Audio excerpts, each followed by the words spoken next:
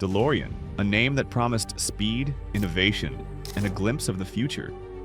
A car that shone like stainless steel under the spotlight, capturing imaginations worldwide.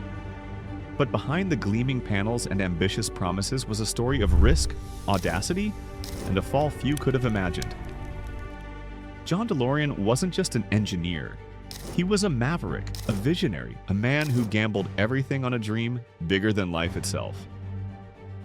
From the heights of corporate fame at General Motors to the creation of a car that would become iconic, his journey was filled with brilliance and shadows that would grow darker with every bold step he took. This is the story of the rise, the gamble, and the ultimate fall of DeLorean.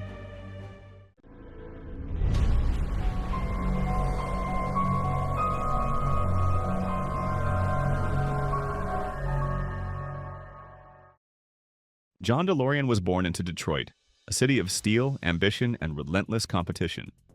From a young age, he displayed a rare combination of intelligence, charisma, and fearlessness. While other children played in the streets, DeLorean was dismantling radios, bicycles, and eventually small engines, always trying to understand how they worked, always dreaming of how they could work better. By the early 1960s, Pontiac was a brand at a crossroads.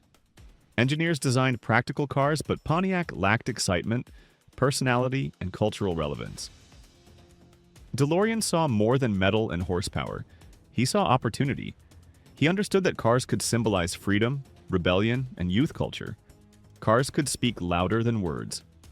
When DeLorean became chief engineer at Pontiac, he immediately set out to redefine what a car could be. He wasn't interested in incremental improvements, he wanted transformation. And so came the Pontiac GTO, a car that would become the world's first true muscle car. By installing a 389 cubic inch V8 into the compact Pontiac Tempest chassis, DeLorean bent the rules of General Motors. Critics called him reckless, but the gamble paid off. The GTO wasn't just a car, it was a cultural declaration. Teens and young adults saw in it a reflection of their own rebellious spirit. Dealers expected a few thousand sales in the first year. Instead, tens of thousands sold immediately. Pontiac was reborn. The GTO's success ignited a movement. Every car on the street became a statement of defiance, power, and style. DeLorean's charisma elevated him into celebrity status. Investors, journalists, and executives were captivated. Yet behind the glamour, whispers of recklessness circulated. DeLorean spent extravagantly, hosted lavish parties, and sometimes prioritized image over practical concerns. Despite internal critics and operational challenges, DeLorean thrived. By the late 1960s, Pontiac had released the Firebird and Trans Am, battling the Chevy Camaro and Ford Mustang. The brand's identity shifted, from dependable to desirable, from practical to aspirational. Pontiac was no longer just a car, it was a symbol of rebellion, speed, and youthful audacity. However, success brought pressure.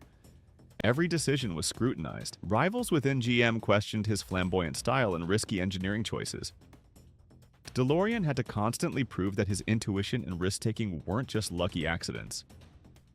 He had climbed to the top of the corporate ladder, but he wanted more. The ultimate ambition awaited, leaving General Motors to create his own car company, his own brand. A car that would define a generation, a legacy that would endure beyond his name.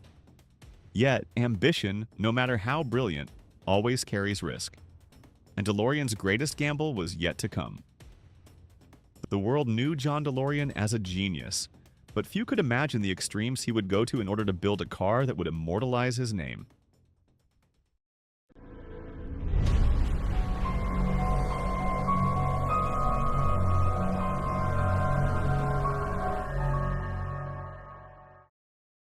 DeLorean founded the DeLorean Motor Company with vision, a car unlike anything the world had ever seen. The DMC-12 was to be sleek, futuristic, and instantly recognizable. Stainless steel panels reflected the light like mirrors. Gull-wing doors opened dramatically. The car was designed to be more than transportation. It was art, engineering, and ambition embodied in steel. But turning vision into reality proved almost impossible. Northern Ireland, chosen for government incentives and labor support, lacked the industrial expertise to produce a complex car. Strikes, inexperienced workers, and political unrest slowed production. Machinery failed, parts were delayed, and costs spiraled. Every minor problem became a massive obstacle. DeLorean himself was a study in contrast. Brilliant and persuasive in public, privately he wrestled with immense stress. Every car show, every journalist review, every investor meeting added pressure. The DMC-12 dazzled the world, but behind the scenes the company was in constant crisis. The project became a high-wire act. Labor unrest caused months of lost productivity. Supplies from abroad arrived late or were substandard. The stainless steel body panels were beautiful but incredibly difficult to manufacture, adding weeks of work per car. DeLorean's insistence on perfection clashed with practical limitations, creating tension among engineers and managers. Even the media attention became a double-edged sword. The public adored the car's design. Investors were captivated by the potential. Yet the spotlight exposed every flaw, every delay, every cost overrun. DeLorean's charm could mask these problems temporarily, but not indefinitely. Personal pressures mounted as well. DeLorean's lavish lifestyle, high-profile appearances, and intense public persona drew scrutiny and added stress. The line between business and personal ambition blurred. Every triumph, like showcasing the prototype at an auto show, hid a labyrinth of logistical nightmares behind the scenes. Despite all this, DeLorean refused compromise. He believed that vision, ambition, and genius could overcome reality. Each day brought new obstacles, but also new victories. Small wins that kept the dream alive. Engineers innovated to solve production problems. Test drivers praised the car's handling. Investors still saw potential. The DMC-12's beauty and ambition captivated hearts, even as the company teetered on the edge. The car was ready to astonish the world, but DeLorean's gamble was now entering uncharted territory. Financial pressures, labor unrest, and political instability loomed like storm clouds on the horizon.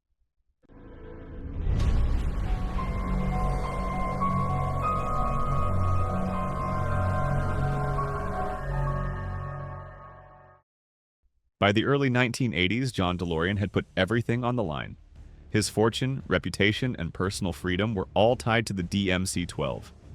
Every press appearance, investor meeting, and production milestone carried enormous weight. Failure wasn't just a setback, it was existential. The car, despite its radical design and cultural buzz, was struggling in the market. Critics panned its performance. Acceleration was slower than promised. Reliability issues arose. Meanwhile, the global economy was in flux. Interest rates were high, consumer confidence was low, and competitors were tightening their grip. Investors, once dazzled by DeLorean's charisma, began to express doubt. Inside the company, tension was palpable. Engineers worked long hours in Northern Ireland factories under difficult conditions. Labor strikes delayed production. Machinery broke down. Imported parts arrived late or incorrect. Each delay compounded stress. Costs soared. DeLorean tried to maintain control, often flying between the US and Europe to meet suppliers, negotiate with unions, and reassure investors. Personal pressures mounted alongside professional ones.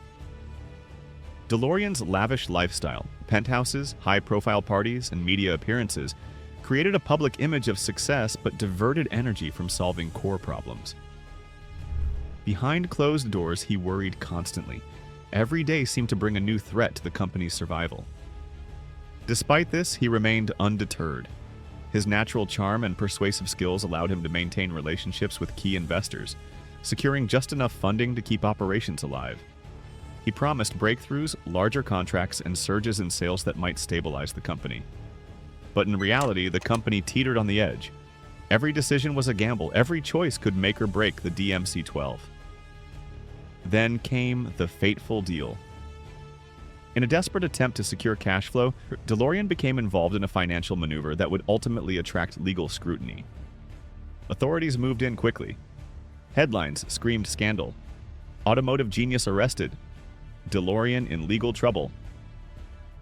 Overnight, a man celebrated for brilliance and audacity was now a symbol of potential criminal activity. Factories halted. Employees were left in limbo. Investors withdrew support. The public, once enthralled by the DMC-12, now watched a drama unfold in real time. DeLorean, once untouchable, found himself exposed. His genius, charisma, and vision could no longer shield him from the consequences of risk pushed too far. Even during this chaos, the car continued to fascinate. Test drives impressed journalists. Enthusiasts praised its design, yet none of this mattered in the face of financial collapse and legal scrutiny. Each headline, each news report amplified the pressure. The meteoric rise had dazzled the world. Now, the spectacular fall was no longer a possibility. It was inevitable, and the stage was set for one of the most dramatic scandals in automotive history.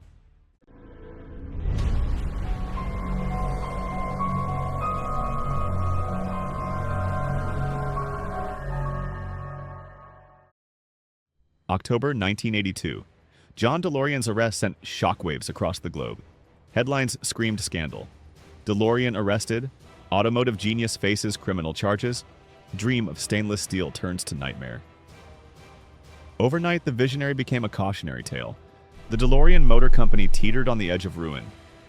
Factories in Northern Ireland, once bustling with hope, were now idle. Employees faced uncertain futures. Dealers canceled pre-orders. Enthusiasts were stunned. The DMC-12, which had symbolized innovation and audacity, became a cautionary tale of ambition pushed too far. Inside the company, chaos was unrelenting. Lawyers, accountants, and consultants descended, trying to salvage what they could. Every decision carried immense consequences. The Northern Ireland government, which had heavily invested in the factory, now faced criticism and scrutiny. Public opinion turned, questioning the wisdom of supporting a risky enterprise in a politically tense region. Production problems only worsened the crisis. Strikes, technical failures, and logistical challenges meant that even completed cars were delayed in reaching dealerships. Each stalled vehicle was a financial burden, and every new headline of scandal eroded investor confidence further. DeLorean's reputation, built on charisma and brilliance, was powerless against media scrutiny. Even as legal battles ensued, the collapse accelerated. Bankruptcy became inevitable. Factories were sold. Creditors clawed back every available asset. DeLorean's dream, once so tangible and shiny, crumbled under the weight of financial realities and human error. Yet, amidst the collapse, the DMC-12 endured. Collectors prized it. Movies like Back to the Future immortalized it. The car became more than a vehicle. It became a symbol of ambition, risk, and human drama. It represented both the genius and hubris of its creator. DeLorean himself emerged from the ordeal acquitted, but the damage was done. The financial, emotional, and reputational toll was irreversible. The man who had once been lauded for brilliance was now remembered for a spectacular rise and fall. The fall was complete, but the story of DeLorean would continue to fascinate, educate, and inspire, proving that genius and ambition are powerful but never without risk.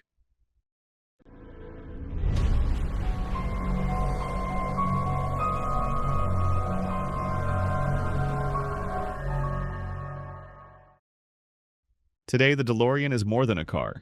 It is audacity, ambition, and human ingenuity captured in stainless steel.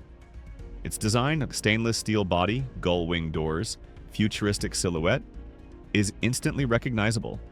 Yet the story behind the car, John DeLorean's brilliance, risks, and miscalculations, is what makes it unforgettable. DeLorean's life was defined by contrasts: genius and recklessness, triumph and collapse, audacity and vulnerability. He showed the world that vision and charisma could change industries, but also that even the most brilliant mind is vulnerable to circumstance, timing, and human error. The DMC-12's cultural impact is immense. It became a movie star, a collector's prize, a symbol of 1980s ambition. Yet beyond that, it is a lesson. Ambition without discipline, risk without calculation, genius without pragmatism. These elements can lead to downfall. Every gleaming panel of the DMC-12 reflects not just innovation, but the human story of risk, hubris, and perseverance. DeLorean's story continues to captivate. Entrepreneurs, engineers, and dreamers study it as a cautionary tale. His boldness and vision are celebrated, but his mistakes are equally instructive. The balance between audacity and prudence is delicate. Genius alone cannot sustain a legacy. The legacy of DeLorean is both cautionary and inspiring. He achieved feats that few could imagine, yet faced consequences that few could endure. The DMC-12 lives on as a symbol of ambition and audacity, reminding us that the higher we dream, the steeper the potential fall. John DeLorean's story is a testament to the human spirit. Brilliant, daring, flawed, and unforgettable. His rise and fall are etched not only in the history of the automotive world, but in the imagination of anyone who dares to dream too big. Thanks for watching. If you enjoyed this story, hit like, drop a comment, and subscribe for more. Take care, and I'll see you in the next one.